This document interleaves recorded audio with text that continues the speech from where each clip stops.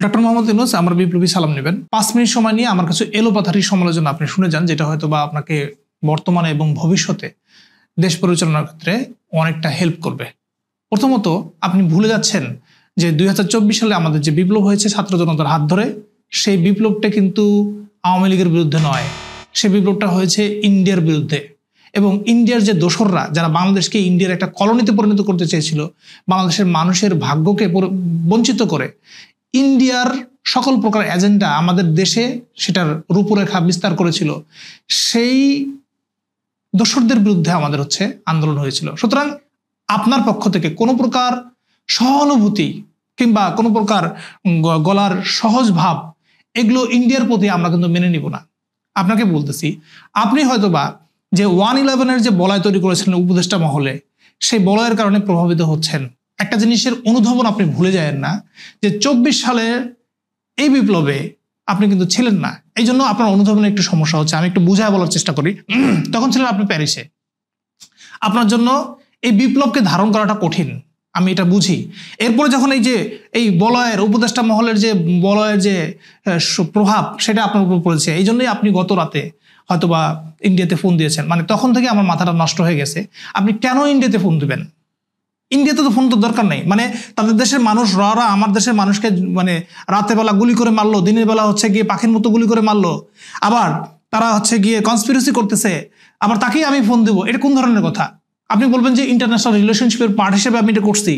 দরকার নাই। আপনি এখন ইন্টারন্যাশনাল রিলেশনশিপ করবেন নেপালের সাথে, মালয়েশিয়ার সাথে, ভুটানের সাথে, মালদ্বীপের সাথে, দরকার ইন্দোনেশিয়ার সাথে। আপনি ফোন দিবেন চীন, জাপানকে। হ্যাঁ, কারণ তারা অর্থনৈতিকভাবে এবং বিভিন্ন প্রজেক্টে বাংলাদেশের উন্নয়নে অবদান রাখছে এবং রাখতে পারবে। আপনি ফোন দিতে পারেন আমেরিকাকে।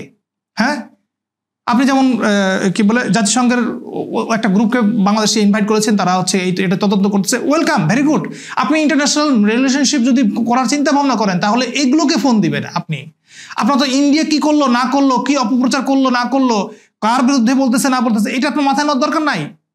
তার মানে কি, আপনি যখন ওই ইন্ডিয়ান কথাগুলো শুনতে পারতেছেন, তার মানে আমাদের যে বিপ্লবী জনতা রাস্তার মধ্যে চিল্লায় চিল্লায় স্লোগান দিচ্ছে, এটা কিন্তু আপনি শুনতে পারতেছেন না।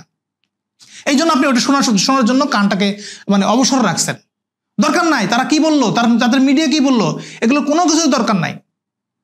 আপনি একজন ভদ্র মানুষ, এবং আমরা খুব ভালো করে জানি যে এই বাংলায় আপনার মতো এত সূর্য সন্তান আর আসে নাই, বিগত সময়ে আসে নাই। আপনি আপনার এই যে বলয়, যেটা বললাম 111-এর যে বলয়টার মধ্যে আছেন, এই বলয়টা কিন্তু আপনাকে কাপুরুষেতে পরিণত করতে পারে। এই জন্য যেটা আপনি কখনো ছিলেন না, এই জন্য আপনি খুব সাবধান। আপনার জন্য আমি একজন ডক্টর হিসেবে বিপ্লবের চেতনা এবং আপনি যেহেতু ধারণ করতে পারতেছেন না, সুতরাং আমি একজন ডক্টর হিসেবে আপনাকে কিছু প্রেসক্রাইব করি। সেটা 2 বেলা, সকালে এবং রাতে। আপনি অবশ্যই অফিসে ঢোকার আগে এই ছাত্রদের মাঝে যাবেন, ওদের মাঝে গিয়ে 2 বার স্লোগান দিবেন। দেখবেন যে বিপ্লবের ট্যাবলেট ভিতরে ঢুকছে, রক্তের মধ্যে ঢুকছে। আপনি বুঝতে পারবেন যে আপনার কি করা উচিত, কি করা উচিত না। এবং রাতে বাসায় ফেরার আগে অবশ্যই এই ছাত্র জনতার মাঝখানে যাবেন, গিয়ে আপনি আবার 2টা স্লোগান দিবেন। তখনও ট্যাবলেটটা ঢুকবে। তখন আপনি বুঝতে পারবেন, আপনি বিপ্লবের ভাষায় চিন্তা করতে পারবেন, ভাষায় কথা বলতে পারবেন। নো টলারেন্স টু ইন্ডিয়া, এটা আপনাকে বুঝতে হবে। হ্যাঁ, হতে পারে ওখানে আপনার শ্বশুর বাড়ি, কোনো সমস্যা নাই। যতদিন পর্যন্ত ইন্ডিয়ান মেন্টালিটিতে থাকবে যে আমাদের দেশের উপর আধিপত্য বিস্তার করার, ততদিন পর্যন্ত ইন্ডিয়ার সাথে কোনো সম্পর্ক নাই।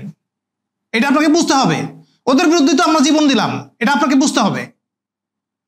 আপনি তাদেরকে ফোন দিতে বলেন, তাদের মিডিয়াকে আমাদের দেশে ইনভাইট করতে বলেন। ওয়াই? আমরা তো তাদেরকে গুনেই না।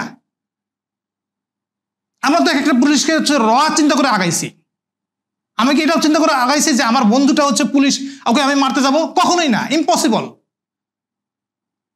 আমার বাবা পুলিশ ছেলে হয়ে আমি ওর দিকে ইট পাটকেল ছুড়বো, এইভাবে মারছি? না, কখনোই না। আমরা জানি যে ওদের মধ্যে লুকায় আছে এবং ওরাই আমাদেরকে গুলি করতেছে।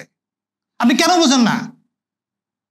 আপনি যে স্টেপটা নিয়েছেন, আমি বলবো না যে আপনি ভুল রাস্তায় চলে গেছেন, আমি বলবো যে আপনি ভুল রাস্তার দিকে যাচ্ছেন। আপনি ভয় পাওয়ার কিছু নাই, আমরা আছি এখানে জীবন দেওয়ার জন্য। আপনি কেন ভয় পাবেন? কেন সমঝোতা করবেন? কেন কনক্লুসিভ?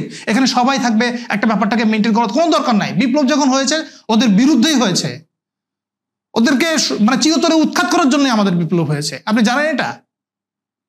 আপনি বিপ্লব থেকে অনেক দূরে আছেন। আপনি আসেন, এখনো মাঠে আসেন। এই মাঠের শক্তিটা আপনার মনের মধ্যে পুশ করান। ওই ভীতু কাপুরুষ যারা 111-এ ছিল, এই উপদেষ্টাদেরকে নিয়ে কখনো দরকার নাই। এত ঠান্ডা মাথা নিয়ে বিপ্লব যেমন আসে নাই, এত ঠান্ডা মাথা দিয়ে এই বিপ্লবকে ধারণও করা যাবে না, এটা আপনাকে বুঝতে হবে। বিপ্লবের চেতনাটাকে ধারণ করেন। আমি বলবো যে এই দেশকে একটা নতুন রূপ দিতে যে ছাত্র আন্দোলন হয়েছে, সেই আন্দোলনকে আপনি একটু পরিপূর্ণ একটা মানে দৃশ্যমান একটা রূপ আপনি দিতে পারবেন, এটা সহায়ক হতে পারবেন। কিন্তু এই অবস্থায় কোনো ভুল স্টেপ না। আপনার উচিত যে ইন্ডিয়ার বিরুদ্ধে কোনো একটা প্রতিবেশী রাষ্ট্র হচ্ছে গিয়ে ভালো অবস্থানে নাই, তাদের সাথে সুসম্পর্ক নাই, আপনার উচিত ওদের সাথে সুসম্পর্ক বিস্তার করা। Why India? মানে আপনার চিন্তা ভাবনা তো আমাকে প্রশ্নবিদ্ধ করতেছে। একটা কথা খুব ভালো করে শুনে রাখেন, যতদিন পর্যন্ত আপনি এই বিপ্লবী জনতার ভাষায় কথা বলবেন, আমরা ততদিন পর্যন্ত আপনাকে প্রধান উপদেষ্টা হিসেবে দেখতে চাই।